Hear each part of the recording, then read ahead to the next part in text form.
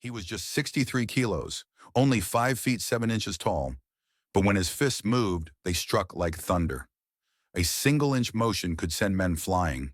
Boards shattered as if they were paper. His power rivaled Muhammad Ali's. To many, he wasn't a man. He was a storm wrapped in human skin. But how could someone so small carry such force? On screen, he was an explosion. Just as Michael Jackson reinvented music, Bruce Lee redefined action. With only 4 films, he rewrote the rules of cinema forever. Every action hero who came after walked in his shadow. Yet while the world cheered, time was racing against him. His life burned out at only 32 years. But in those years, he achieved immortality. The question still haunts us. What fire burned inside this man that the world still cannot forget? His name, Bruce Lee, born in San Francisco, 1940. His father, a stage actor who never escaped small roles. Months later, the family returned to Hong Kong. Film sets became Bruce's playground. At 6, he was already in movies. By 18, he had nearly 20 films behind him. But fame as a child was only the prologue. The real story was still waiting.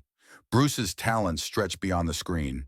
He danced his way to become Hong Kong's cha-cha champion. But the city itself was unforgiving. Crime, gangs, and violence ruled the streets. Martial arts was survival. Bruce stepped in headfirst. His father enrolled him under the great Ip Man to study Wing Chun. Later, Wong Shun Lung refined his skills. Bruce grew unstoppable, but reckless. Street fights followed him like a shadow. Soon, police warned his family. If Bruce didn't stop, prison awaited. The solution? Exile. His parents sent him to America. In Seattle, he studied philosophy by day, worked nights in a hotel. But it wasn't books that made him unforgettable. It was his kung fu. Students gathered, begging him to teach. Among them was Linda Emery. Their love grew strong, but the world stood against them. Families on both sides opposed their marriage. They wed in secret, only for the press to expose them. Both families protested, but Bruce and Linda refused to surrender. Love had won, but while his marriage found peace, his art was about to ignite a war. In Oakland, Bruce began teaching outsiders, non-Chinese students. Elders called it betrayal. To silence him, they sent Wong Jack Man. The rules were simple: win and keep teaching, lose and quit forever. The fight lasted just 3 minutes. Bruce demolished his opponent, but instead of triumph, he felt frustration. Victory wasn't fast enough. From that day, his training turned fanatical. 2,000 punches, 1,000 kicks, miles of running and cycling every day. His wife said he no longer lived like a man. He lived like a weapon. That obsession would create a strike the world would never forget. In 1964, at the Long Beach Karate Tournament, Bruce unveiled the 1-inch punch, a blow so close it seemed harmless, yet powerful enough to launch men backwards. Even today, scientists fail to explain it. By his mid-20s, Bruce was shaping legends. Chuck Norris, Joe Louis, Mike Stone, all came to him. But Bruce went further, creating Jeet Kune Do, the way of the intercepting fist, a system that broke tradition, blending boxing, fencing, wrestling, and kung fu. It was no longer just martial arts, it was evolution itself. Hollywood noticed. Bruce became Kato in The Green Hornet. But trouble followed. His moves were too fast for the cameras, forcing directors to beg him to slow down.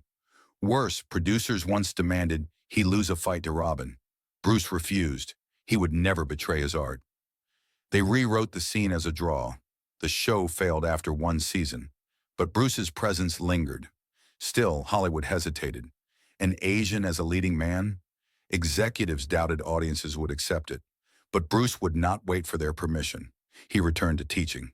Steve McQueen, James Coburn, and Kareem Abdul-Jabbar became his students. His legend grew. Then, the accident.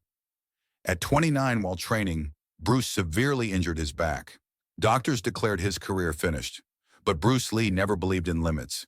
Through brutal discipline, he clawed his way back. Stronger, faster, sharper. His body became a weapon perfected.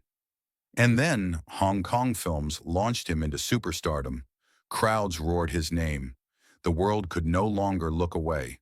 Bruce Lee had become unstoppable, until suddenly, he wasn't. At the peak of his rise at only 32 years old, Bruce Lee died. No warning, no clear explanation, only mystery. And half a century later, the world is still searching for answers. How did the boy rejected by Hollywood become the highest-paid Asian actor in history? What forces worked against him behind the scenes? And what truth hides in the shadows of his final hours? The story is far from over. The mystery deepens. In the next chapter of Bruce Lee's untold life.